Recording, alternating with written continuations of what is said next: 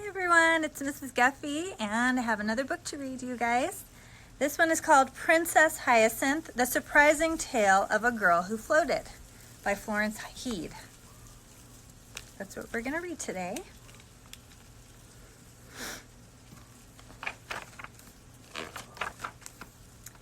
Princess Hyacinth had a problem. Well, you're saying everyone has a problem, but this was an unusual problem. Oh, she didn't look unusual. That wasn't it. She had 2 eyes with a nose between them and a mouth under that. You know, the usual things in the usual arrangement. In fact, if she wasn't all dressed up in her princess clothes, you'd think she was just anybody. So what was the problem? Princess Hyacinth floated. Unless she was attached to something or weighted down, she just floated up, up, up.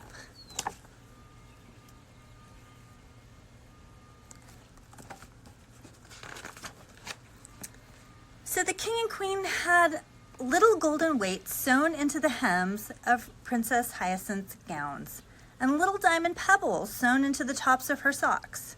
Her crown had the heaviest jewels of the kingdom, and a rhinestone strap under her chin to keep it on. As long as she was dressed up in her princess things, she didn't float at all. In fact, she could hardly move. But the minute her crown was off, and her gown and all that, up, up, up she would go in her royal underwear.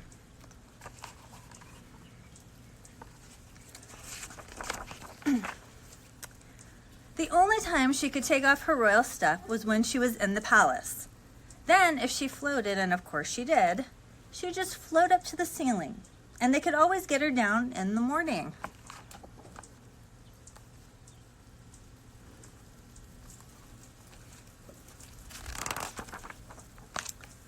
Why can't I float around outside? Was a question the princess had asked 6 million times. Because you just float away altogether, her parents explained. Poor Princess Hyacinth. She wished she could run outside, like the children who came to play on the palace grounds. Instead, she sat at the window in her royal bathing suit wearing a seatbelt, looking at all the children having fun.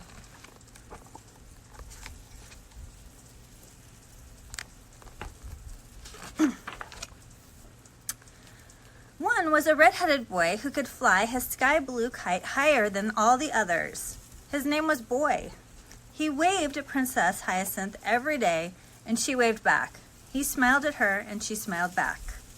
Boy had painted a gold crown on his kite in honor of the princess. Wasn't that nice? Boy had come over to her window to say hello a couple of times. Well, 7 times. She had counted every single one.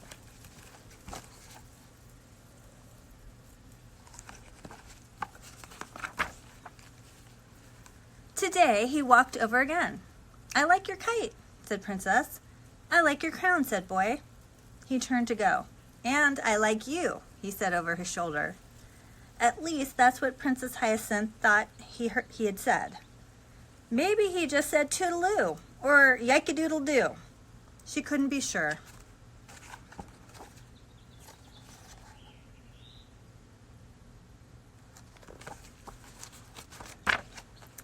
After a while, the children left the palace grounds.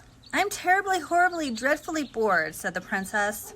She decided to go to the park. Of course, she had to get all dressed up in her princess clothes first. The weights and everything. The crown and everything.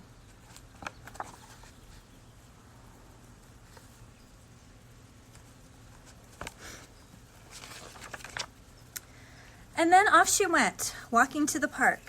Well, she wasn't exactly walking. She was sort of dragging along.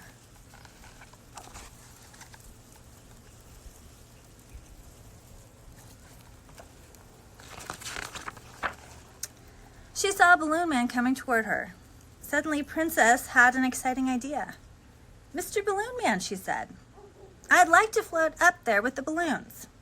That, said the balloon man, is impossible. No, it isn't, said Princess firmly. If I took off my princess clothes, you could tie a string to my ankle and I could float. Oh dear, said the balloon man. But since she was the princess, she got her way.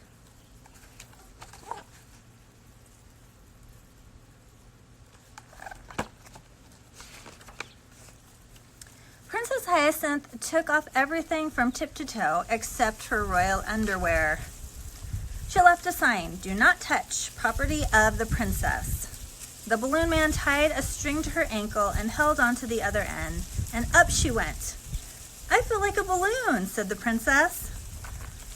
The balloon man walked through the park, and Princess Hyacinth bobbed along with the balloons. It was pretty exciting.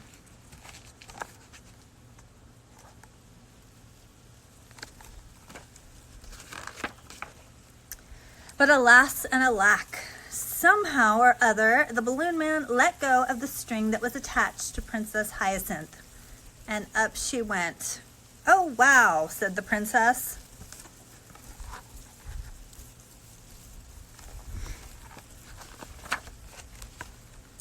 The balloon man ran to tell a policeman.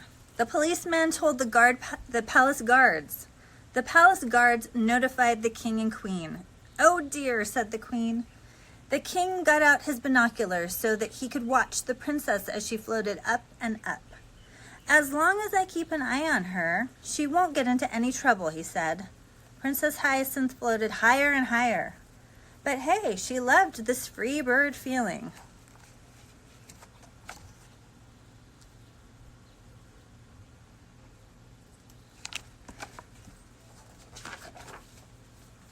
She whirled and she twirled. She swooshed and she swirled. She zigged and she zagged and she zigzagged. She zoomed and caroomed and cartwheeled. She did handsprings and handstands, flip-flops and fandangos. It was the most fun she had ever had in her whole life. And all the time she was floating up, up, up, she couldn't even see the castle.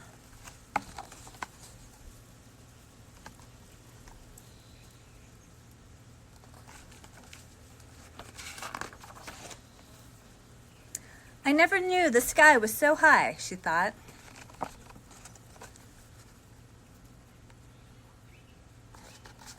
She is up high. She saw something nearby. What could it be? She looked closer. What was it?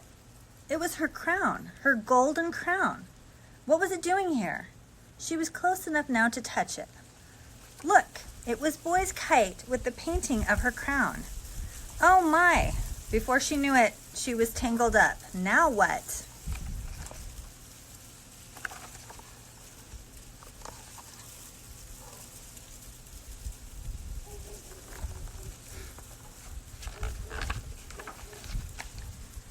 Down on the ground, Boy felt a tug and started to reel in his kite, princess and all. The king, who had been watching her through his binoculars so she wouldn't get into any trouble, saw the whole thing. "Oh, hooray! Princess Hyacinth has been rescued."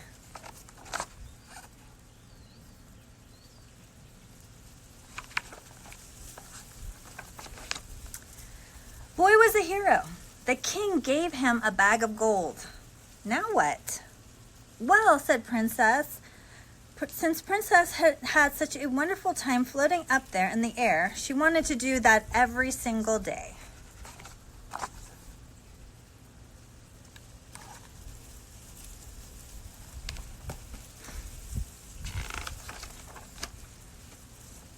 And she did. Every day she went out to the palace grounds in her royal underwear, and up, up, up she would float. Then Boy would fly his kite up, up, up, right next to her, and reel her in when she wanted to come down.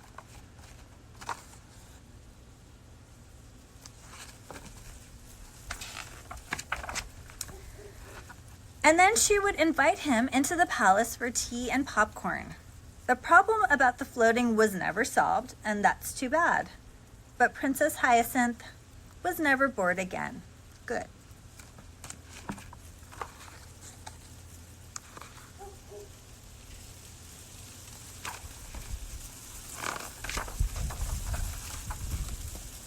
The end.